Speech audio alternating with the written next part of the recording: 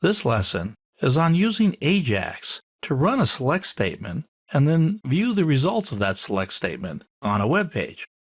So it's a very simple web page here, obviously. We're just going to use this to illustrate the principle. I click on the button, Get Users. Voila!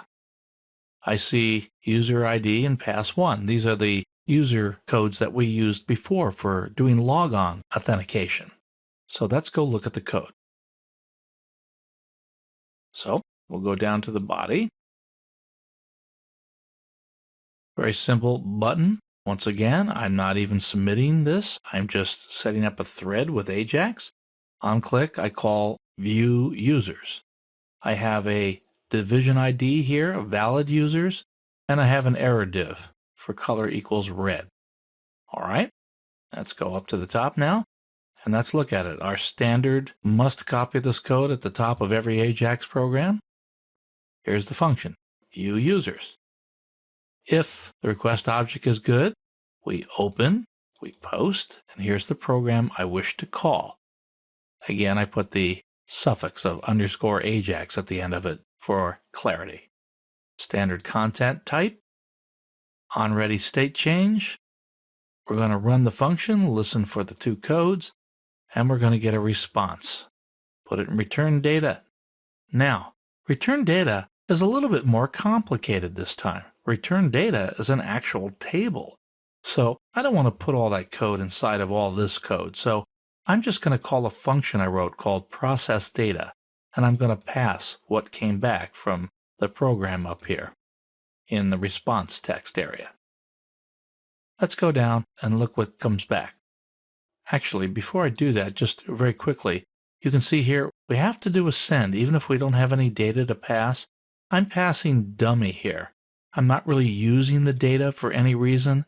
There is a way to make a call with a send without passing data, but it requires a slight change in the code that I showed you up above, and I didn't want to deal with that right now. So I think just putting dummy in there for now and keeping this consistent makes it so you don't have to become an expert here, but you're able to be effective using Ajax. So let's go back to the process data function. Return data. Now, this is JavaScript again. Return data is the object. It is the string information. It happens to be a whole table, pretty much. But I look at the substring of return data. This is the way you do it with a dot. And I'm saying start with the first character for 5. And if the first 5 characters are capital letters, error, then I know I had a problem with the database. So I have that error div down below. Remember where it's all set up as red?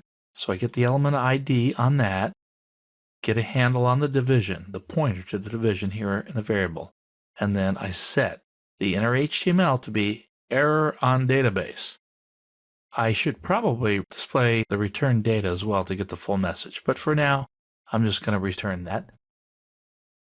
Now, if I don't have an error in the return data, I'm going to go ahead and process the data as I would want to normally see it when we have success.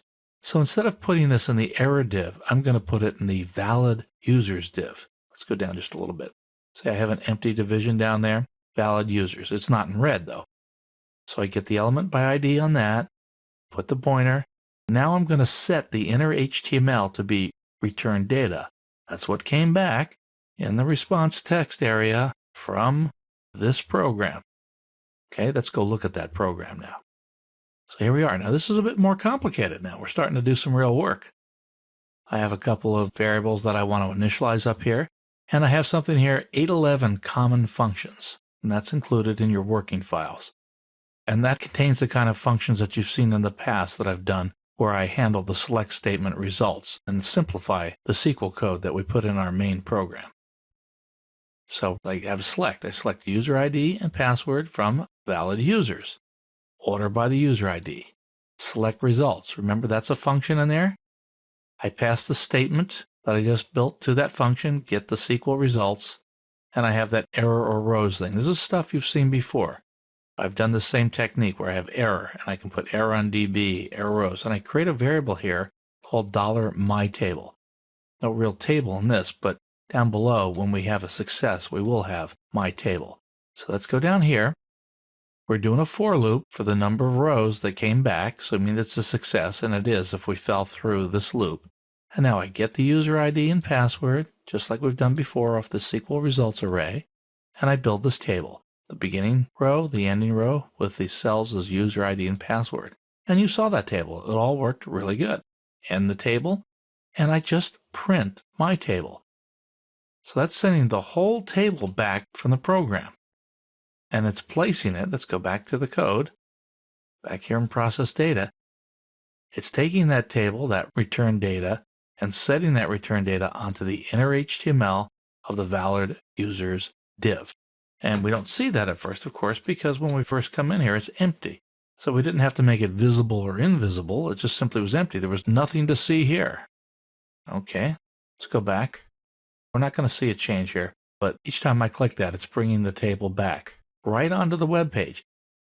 The nice thing about Ajax is it behaves much more like a Windows program or a desktop program, in that in the old days we had something called client server, where we had a desktop program or a Windows program, what have you, that would make a connection to a database server and bring information down and display it right on the window we were in. Unlike most internet programs that send back whole web pages, we have to pass data back and forth and manage our sessions between pages very carefully. Using Ajax can make a web page behave much more like a desktop program, because we're doing everything in place and just passing data back and forth, not whole web pages.